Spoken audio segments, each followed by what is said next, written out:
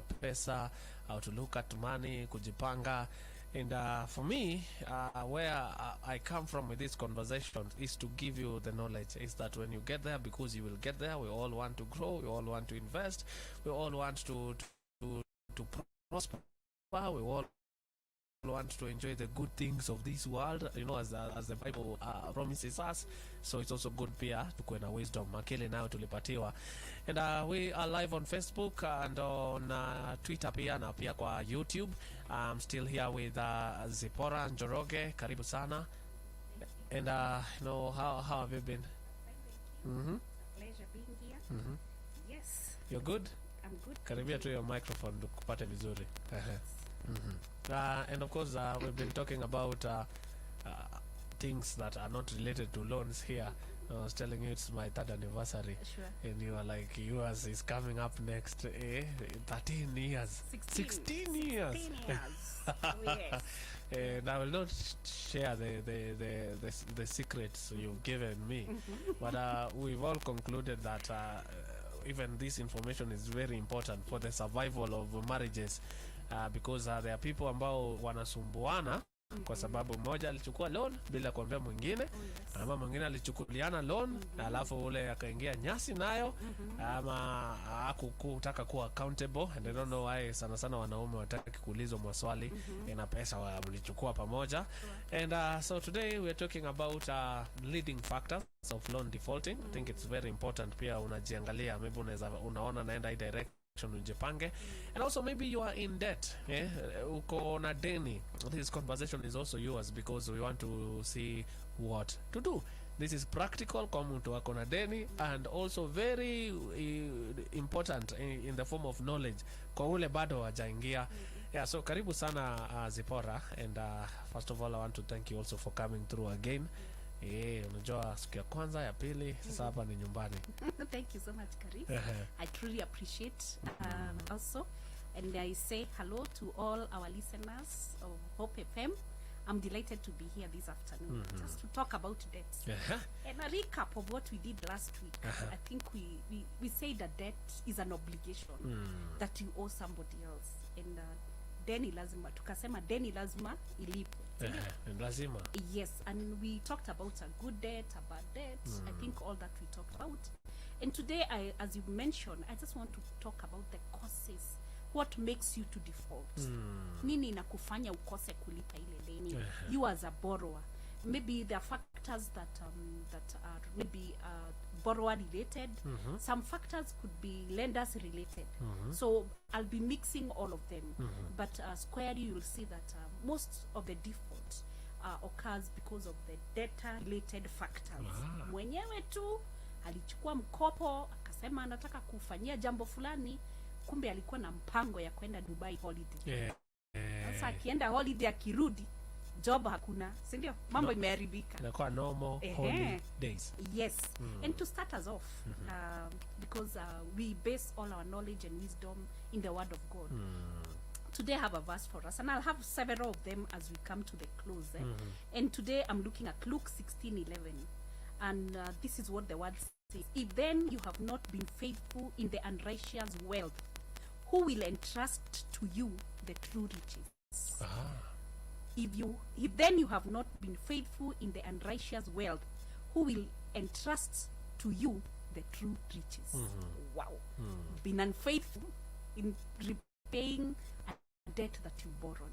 So who will entrust you with the true riches of God that are coming your way, right? So there are several reasons that land a borrower in a loan to a loan default.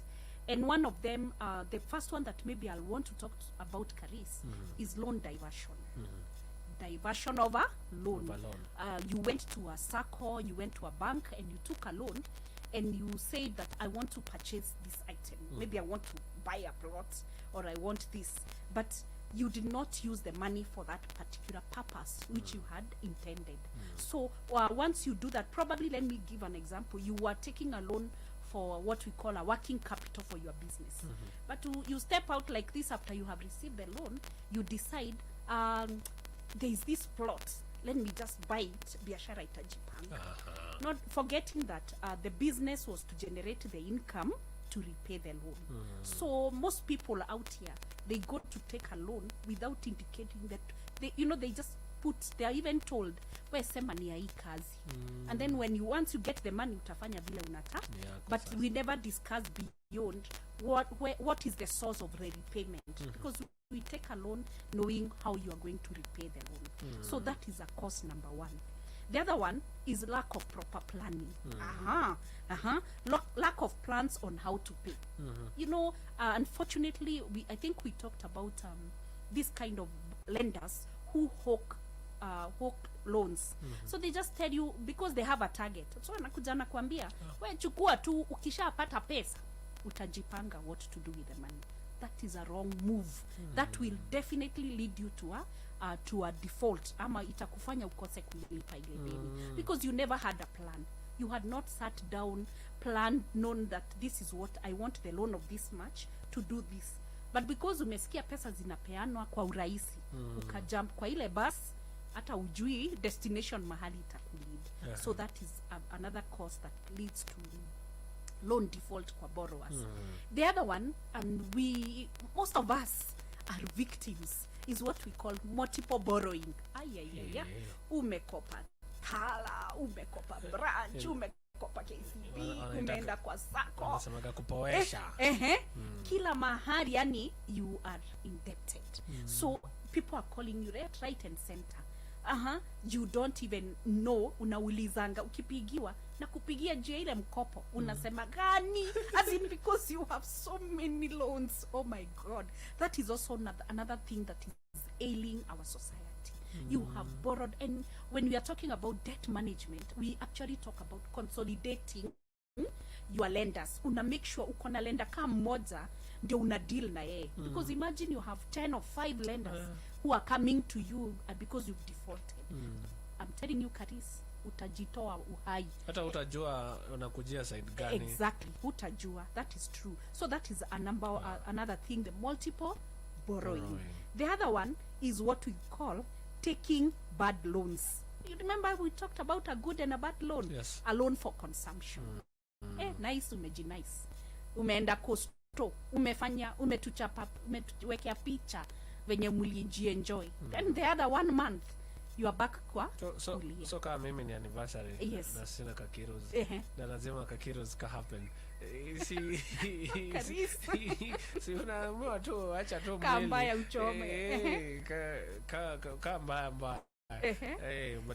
Baadaye utajisort baadaye. Okay, you could think maybe wacha tuseme for now, maybe you want to go treat someone because it's your anniversary and congratulations once again. It's not bad. Life is for the living. Live. But I want you to have that thought in mind.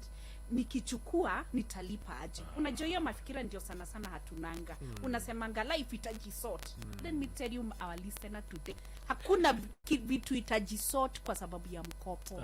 So inabidi ukae chini uplan. Tunasema lazima upange. Nampeleka out because I'm treating her for this. Lakini ujiambie, how will I pay the loan? Tuko sawa? Wewe chukua, lakini ujue uangalie kama salo and month itatosha kulipa. Then the other one is procrastination in loan repayment. Procrastination, the greatest thief of all time. Procrastination. Nitalipa. You keep saying, people call you, sujanilipa, nitalipa. When nitalipa, you are and probably you have the money right now to repay the loan. Unasema nikipeana hii nitaachwa bila pesa mkononi. So you keep on postponing the loan repayment. So remember, if the loan has installments, as you're procrastinating, the other installment falls due, right? Itakufika a point unafaa sasa kulipa 2 or 3 installments. Hapo ndio nasema mimi nimelemewa. But because you bought time and you are not ready to release the money that belonged to the lender. Kwa hivyo hiyo pia tunajipata inatuweka kwa mashimo. Sawa? Then the other one is mambo ingine ina happen. Kama saizi unaweza kuwa ulikuwa job poa, umelose job. Maybe income yako imereduce. Ulikuwa umejipanga vizuri, that is beyond you.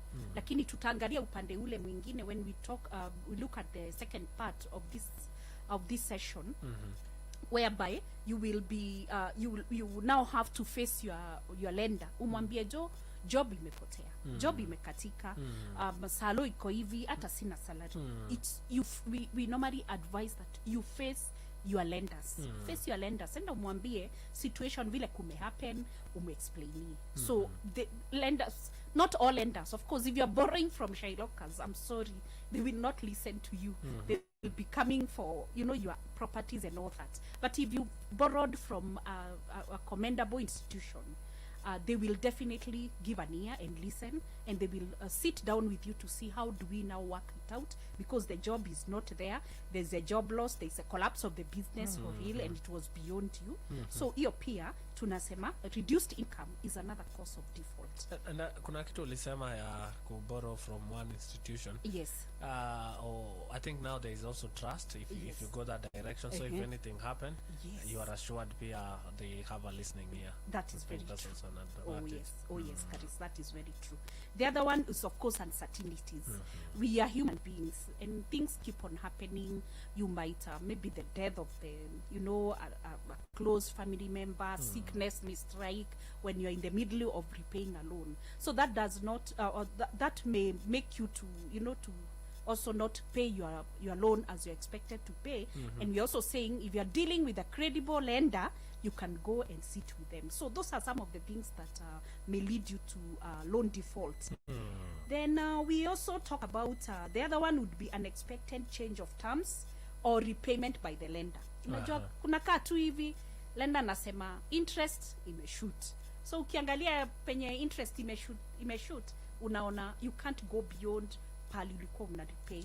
Na lenders wako na right gani ya kupandisha interest na kushukisha vile wanataka? Oh, good. Kwa our last session tuliongea kuhusu zile fine, you know, those fine wordings ambazo ziko kwa loan agreement.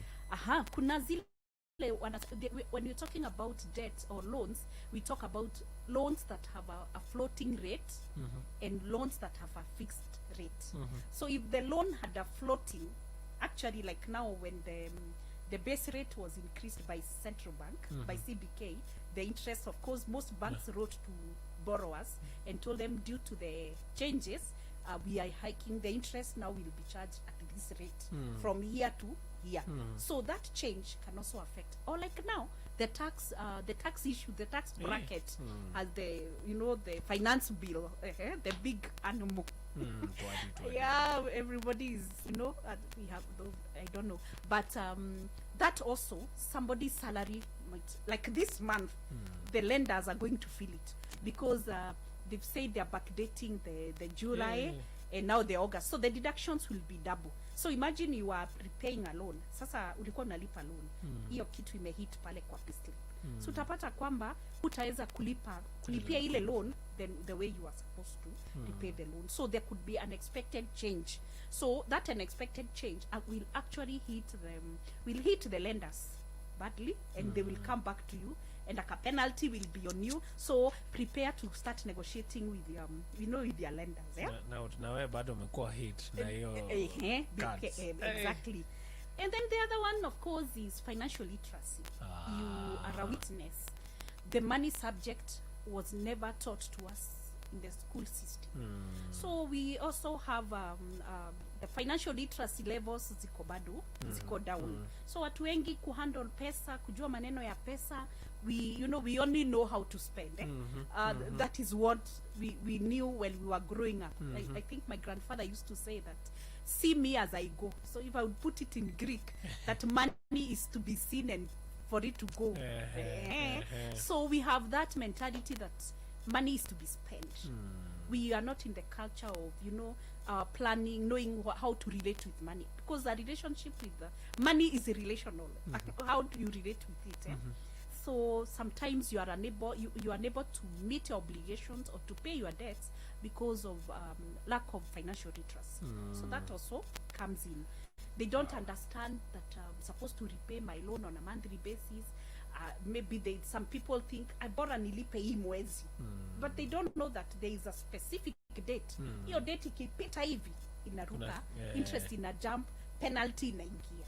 Right? So that is also some knowledge that we also That's need why to we're understand. having this conversation here. Yes. Mtu asikuwe na excuse kusikia maneno ya hizi vitu ya pesa na and stuff. Yes, thank you. Wow. Right. The other one is what we call poor choice of a loan product. Yeah. And I think in our very last session siku zinakuja tutaongea juu ya hizo mambo, selecting a proper product for your need. Utapata mtu anataka working capital. You know, working capital, we normally say it's a short term loan. So you'll find someone going for a short term loan to do a project. So definitely by the time the repayments for that loan starts, you will not have completed your project. So if it was to bring some income, that income will not yet be will not start flowing in. So as you're shopping for a loan, it's good to ask yourself, is this a development loan? And I think this one is usually very clear, even with the circles, with the savings credit unions. They usually have a product they call like a development loan. So it's a long-term loan. So unapata mzee anachukua loan ni a short term, ni a long term project, lakini ameweka analipa na 1 year 2 years. Definitely project yako itakuwa imeiva kabisa. Si ndio? So wakati unaenda kushop for a loan, that's why tunasema choose the right product. I want working capital, which is short term. I want school fees loan, which is also short term. I want a development loan, which is long term. So hizo mambo lazima ukwe ukienda kushop for a product, ujue hii product purpose, tunasema loan purpose, number 1 lazima ikue pale, si ndio? Yes. And then the other one tunajipata nayo, tuko zile nyakati za tuliziita predatory lending practices. Predatory lending practices. Huku nje tunaita sharks, wanaitwa loan sharks. Kama wewe ulisijui kama ulisoma ile kitabu tulikuwa tunaita Romeo and Juliet. Nafikiri bado huko umefika hizo gazeti. Nilisoma Merchant. The Merchant of Venice. Na ilikuwa na Shylock mmoja mkali sana. Si ndio? Alikosa kulipwa, akaitisha a pound of flesh. Wow. You see? So that's what we are saying. We are also living in those times. And most people who are writing to us, it is because they borrowed from Shylocks. So their rate is very high, and actually they are ruthless. That is what we say. Their rate is very, it is out of this world. So that's what we are saying. Even you should be able to, don't be excited to take the loan. Watu wengi wanafurahi, mkopo. Kumbe yule mtu, they smile at you when you are taking the loan. But when they come to get the money from you, they come even like ready to kill, ready to pounce on you. So lazima ukwe na hekima ya mahali unaenda kukopa, na hiyo mambo yote tutaiangalia. Acha tuingie kwa biashara, alafu turudi tuendelee. And people are appreciating, it's good to know the causes, ndio pia ujue how to come out of these places, because pia si death sentence. Usikufe juu uko na deni mahali, there's things you can do. Shajara ya biashara na Gloria Musimbi. Hujambo msikilizaji na karibu. Serikali ya kaunti ya Laikipia imeidhinisha kununuliwa kwa vifaa vya kuchimba maji vyenye thamani ya shilingi milioni 40 vinavyolenga kutatua matatizo ya maji katika kaunti hiyo. Gavana wa Laikipia Joshua Irungu amesema utawala wake umeshirikiana na Benki ya Kitaifa ya Kenya NBK kwa ufadhili wa ununuzi wa vifaa hivyo ambavyo ni pamoja na mashine ya kupima maji inayotumika katika eneo hilo na mashine za kusukuma maji na kuchimba visima. Mwanachama wa kamati ya maji na unyunyiziaji maji ya Laikipia Joseph Gitahi amebainisha kuwa ni afueni kwa wakazi kwa vile watajihusisha na biashara ya kilimo bila hofu ya uhaba wa maji, na wakati huo kukuza sekta ya uzalishaji wa chakula katika kaunti hiyo. Na waziri wa barabara na uchukuzi Kipchumba Murkomen atakuwa na mamlaka ya kuweka vikwazo vyenye nauli za magari ya utumishi wa umma PSPs katika mapendekezo ya mabadiliko ya sheria, hatua ambayo huenda ikasababisha utata na wawekezaji wa kibinafsi. Mbunge wa Kimilili Didmas Barasa amewasilisha mswada huo wa marekebisho ya mamlaka ya kitaifa ya uchukuzi na usalama wa mwaka 2023 unaolenga kurekebisha sheria ya NTSA wa mwaka 2012. Iwapo itaidhinishwa na bunge la kitaifa, marekebisho haya yatampa waziri fursa ya kuamua nauli zinazotozwa na magari ya umma zinazotumia njia mbalimbali kote nchini. nchini. Kwa sasa matatu huamua bei zao kulingana na njia wanazotumia, hali ya hewa hasa jijini Nairobi, umbali, saa za mchana, bei ya mafuta, miongoni mwa maswala mambo mengine ibuka. Shukran kuungana nami msikilizaji, jina langu ni Gloria Musimbi. Shajara la biashara. Hope FM, another quality service from Christ, is the answer ministry. Going back to the heart of worship. Whether up the mountain or down the valley, we were created to worship God. This is Worship Wednesday.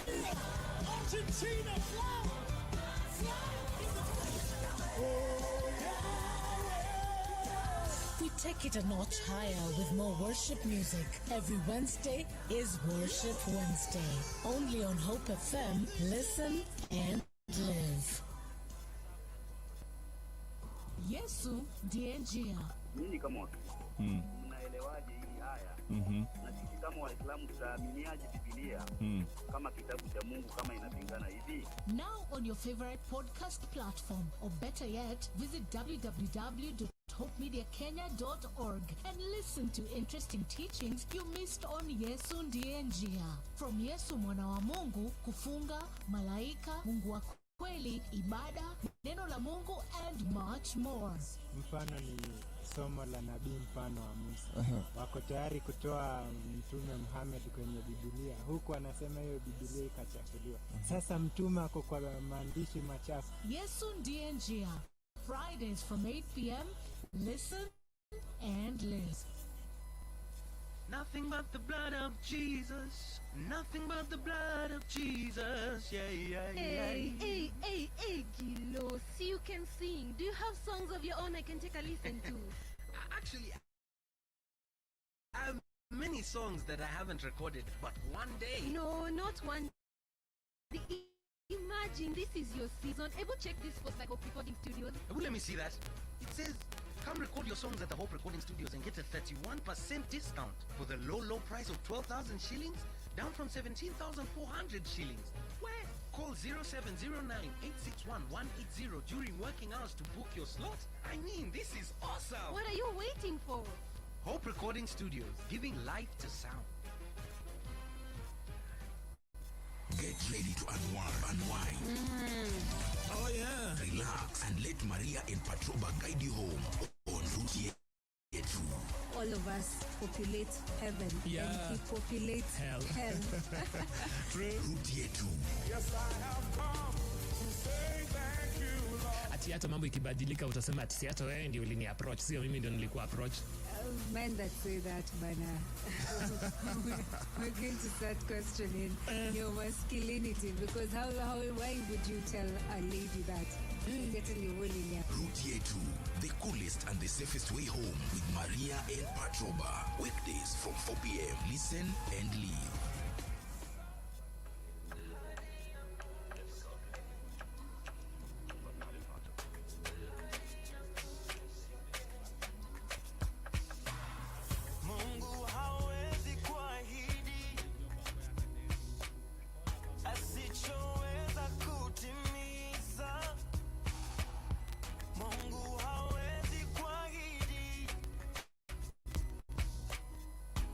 Kama hana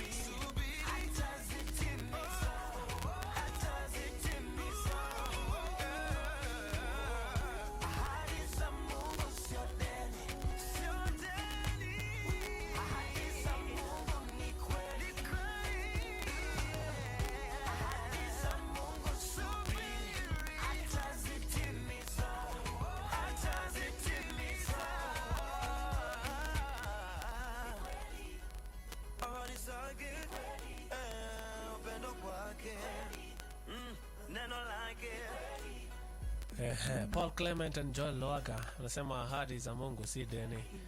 Lakini ukikuja kwangu kama man Karis tukopeshane, nakuwa deni. Isaya Misango kwa pale Charles Bistro Kitengela, and guys are enjoy kabisa. Mama Girls anakuona pale YouTube, nasema my big sister Zipora. Unamjua? Namjua. Thank you, Lois. Some few questions coming through, and I think nimekuforwardia 2-3 hapo. We are going to talk about that before tutoke, because we are dealing with leading factors of loan defaulting, and the second part of the conversation is what to do if you are in debt. And I know there are young people in debt, there are old people in debt out there, so I'm really interested in knowing what to do. So we are talking about leading factors. I think you had a few points to add. One or two. Then we can now ask ourselves, is a debt a life sentence? Let's continue. Yep. Wow. Thank you, Karis. I think another factor that makes people to dishonor or not to perform their debts, as far as repayment is concerned, is unfavorable economic conditions. That also does happen. Your business would be doing so well, but maybe your line your business kukatokea kitu, maybe like the way we normally see, like maybe there was riots, business maybe closed, ama moto, ama kitu, any, but those economic conditions maybe that are also beyond you, right? Maybe like you are importing, for example, there is you are importing things from out there, so the dollar rate right now is very high. So you realize that all your margins, they've been cleaned up by the dollar rate. So you find yourself being in a position of not being able to repay the loan. So that also is a factor, and I'm sure the lender, you can always negotiate with the lender and see how you can be assisted. And then the other one, I think there was a bad reasons taking a loan to start a business. I think that's also this, and maybe that one with the banks. By the way, a bank will never lend you money to start a business. That is one thing. Banks will never lend starters, unfortunately. But I from where they come from, I do understand. They fund already established business. And that is why when you are applying for a loan, they always ask you, how many years in business? They ask you, do you have audited books of accounting? They want to see how your business has been behaving over the years. So taking a loan to start a business, you are not sure of, you are not in, it's not something you've done before. So the people who want to risk, maybe are the Shylockers. They have nothing to lose. You are the one who will lose big time. So they will lend you. Others, that is why we normally say, if you are starting a business, the easiest place to turn to is friends or even family to help you start up. But taking a loan to start a business, that one we said it's one of the reasons for debt being bad. The final one in that line, we also see it's lack of financial discipline. Right, to commit to repaying a loan to completion. When we talk about borrowing, lenders look at 5 C's. We call them the 5 C's of credit. Though now we have gone even almost 10 C's. But the common one is character. So there are people whose character is inclined to not paying obligations. Wanajulikana hata kwa ofisi. Anakuitisha tu dhao, apige round, sijui anaendanga wapi, nikirudi nikurudishie. Inaishia tu hivyo. So you will find some borrowers have, their character is a character of not repaying loans. So we normally talk about the character, we talk about capacity, we talk about collateral, we talk about conditions, we also talk about the other one is we talked about collateral. I think the others can remain capital. The capital aspect. So when the lender wants to lend to you, those are the key 5 C's that they look at. So lack of discipline, hapo inaleta shida. And I think with that now you know, and you can align yourself. You know why you have defaulted. I think based on those are just but a few. There's so many reasons, but those are some of them that make borrowers not to honor their obligation on time.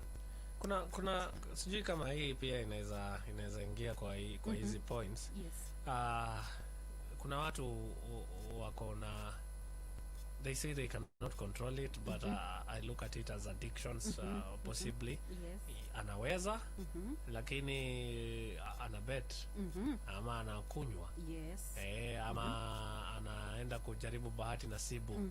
Like ako so into those things that they cannot help it. They can't help it. And so the money comes, money goes. Money comes, money goes. They cannot account for it. I think also that is a discipline. It's lack of discipline and some form of carelessness. Yeah. So and having that mentality of I don't care. Mambo zitajisort. Ndio watu husema siku hizi ati mambo itajisort with time, but that is not the real thing. Yes. Let's talk about what to do. Right. Uko kwa moto sasa. Ufanye nini? Umejifungia kila siku. Hata ulitoa laini ya simu, ulihamisha curtain, ile room wanaangalianga wanaona ni empty, lakini huko ndani judeni imeshika sasa. Wafanye nini? Wow. I know many people are in this situation because I meet them almost on a daily basis.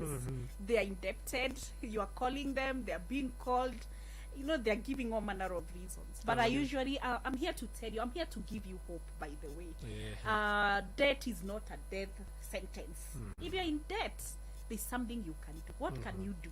I think number one, do not ignore. Do not ignore a bank or a SACCO when they call or write a letter. I know many people tend to nanyamazia.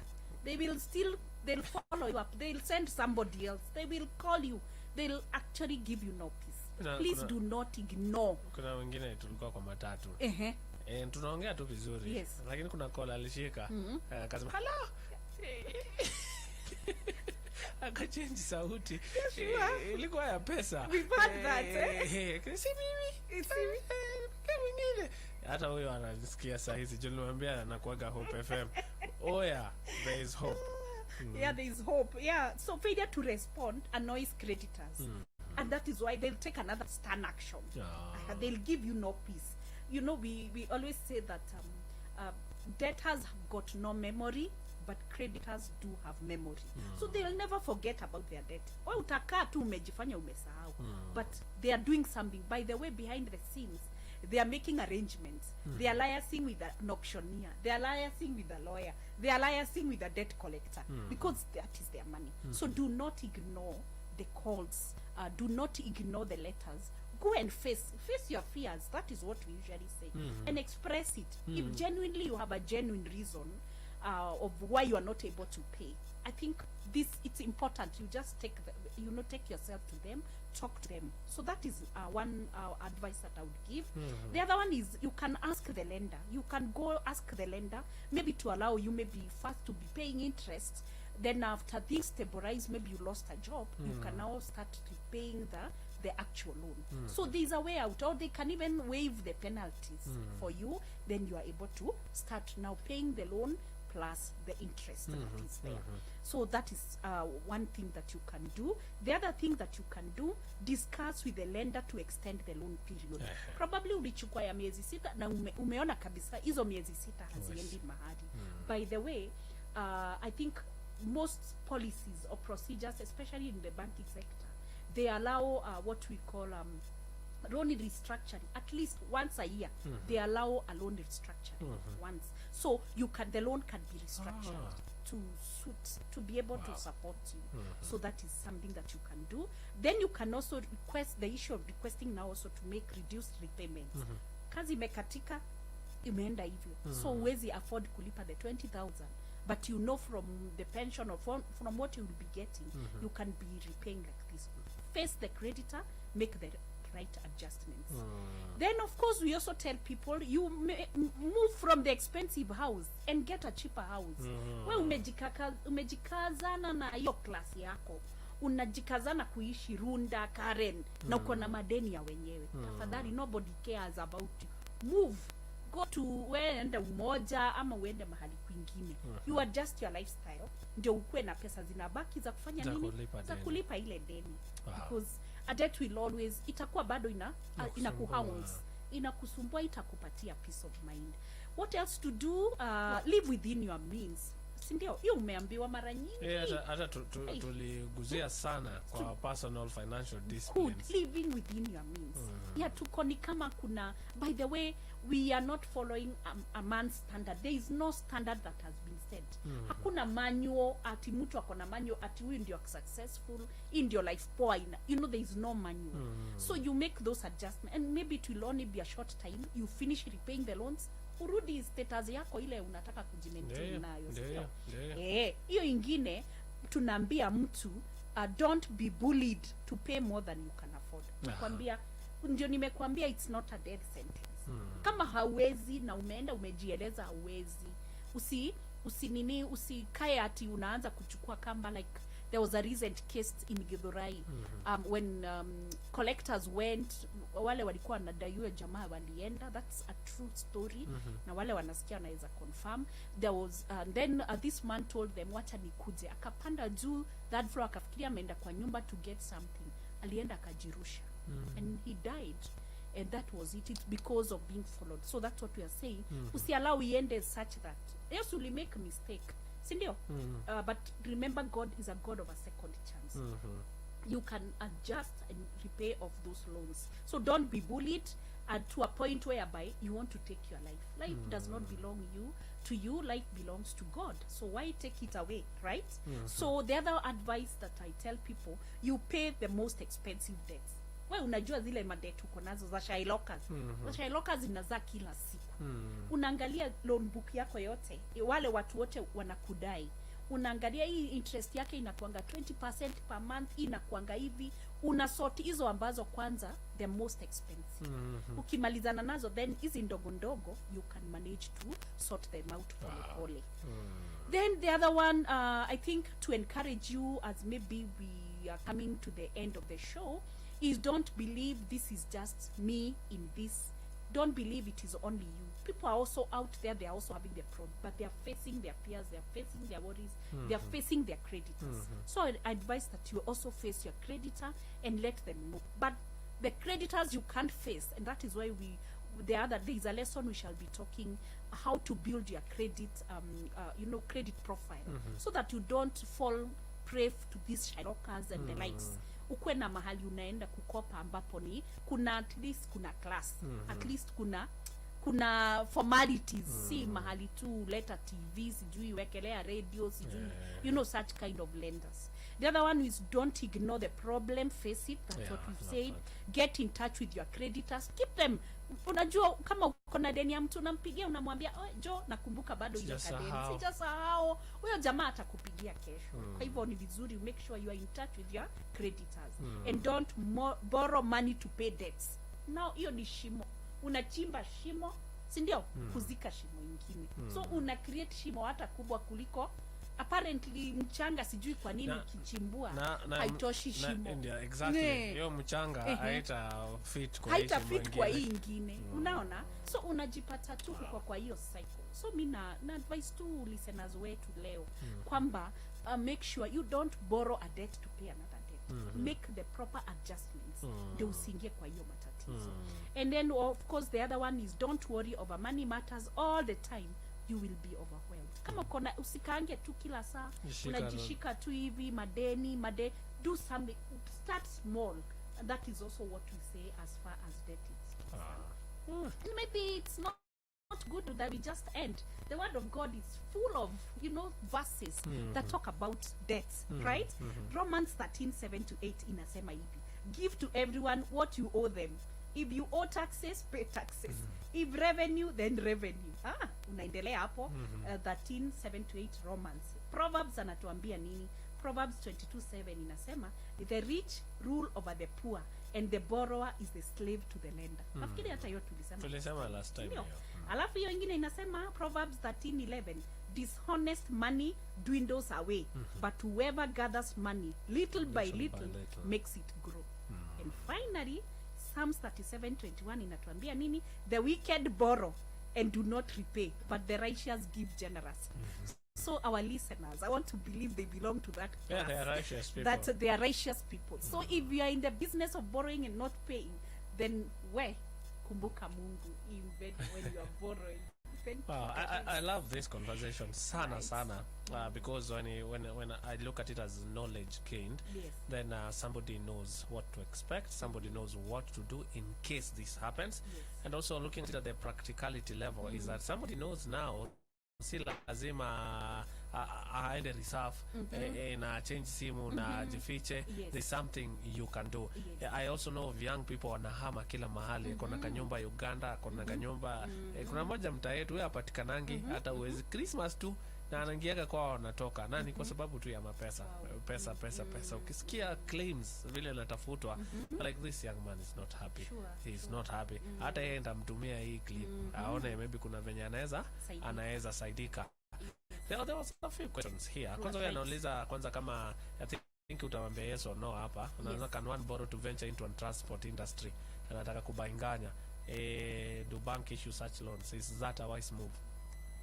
Okay, to start, acha tuulizane kwamba ni kitu sijui kama amepata contract kama amepata contract kupeana hiyo kazi ya transport. Inakaa pia akae chini ajiulize how much will I be making. Afanye hiyo hesabu. Hiyo ndio hesabu atufanyi. Kwa hivyo akae kwanza ajiulize nimesha hiyo kazi iko. Kama ni tuseme ni kazi ya Uber ama nini, ni vizuri pia akae na watu wako hiyo job ya transport, akae na wao ujue. Yeah, because I know there are people who are making it even in transport industry. Right. We had two questions. I don't know which one you'll answer. I feel like we have time for one. Chagua ni gani utajibu. Okay. Wow. The other one was wacha tujibu moja then hiyo nyingine tutaongea baadaye. Loan to boost business, then you find interest is too high. I think this takes us back to the matter of calculating. And it's if you are borrowing from an established lender, they always ask you for your cash flow statement.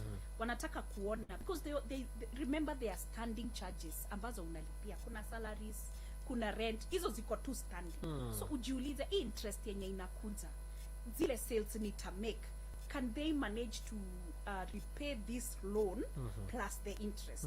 Kwa hivyo kama margin yako unajua margin yako inakuanga 15%.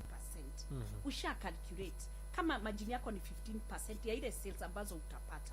So ukitoa hizo cost zingine, hiyo 15% margin itatosha kulipa interest ya around 25% or 20%. So if you calculate that way, you will make a decision on whether to borrow or not to borrow. And if you have to borrow, then itabidi uangalie ile loan ambayo itakuwa na muda mrefu kidogo, so that you pay bit by bit, so that you don't erode all your profits, because you're also depending on profits to meet your to meet your standing whatever we call them standing costs, ambazo ni rent, ambazo ni bills, ambazo ni salaries. So make sure even as you're borrowing, remember an interest is a new expense that is coming. So you must factor it in your profits margin. An interest is a new expense. Yes. Maybe hata ulichukua kumekuwa kunoma. You know what to do. Tushakwambia some of the things you need to do. Wow, the time is gone. Inaenda mbio sana. I feel like I'm in class. Once I'm in school. Ni mtihani tu. You can join my class, by the way, Kadis. I teach credit management. I want to join. Yeah, you can come and learn this. Nitumie vile naweza kuja bana. And become a certified credit professional. I want to learn. I'm enjoying this so much because now even my perception of loans and debts is really changing slowly but slowly. Yeah. So by the fourth lesson, nitakuwa nimekuwa mtu ambaye akona akili na hekima. Asante sana mama, and of course Zipporah will be here again next Tuesday, God willing. We keep talking about this series, anything related to loans, and of course some of your questions will be answered, but most importantly, you cannot get this knowledge and act like you don't know these things. Now you know these things. When you're out there trying to get this biashara started or trying to boost, you know what to do, you know hii nitajikaza tu mwenyewe, hii sitaenda mahali, alafu ikishika nitaenda mahali.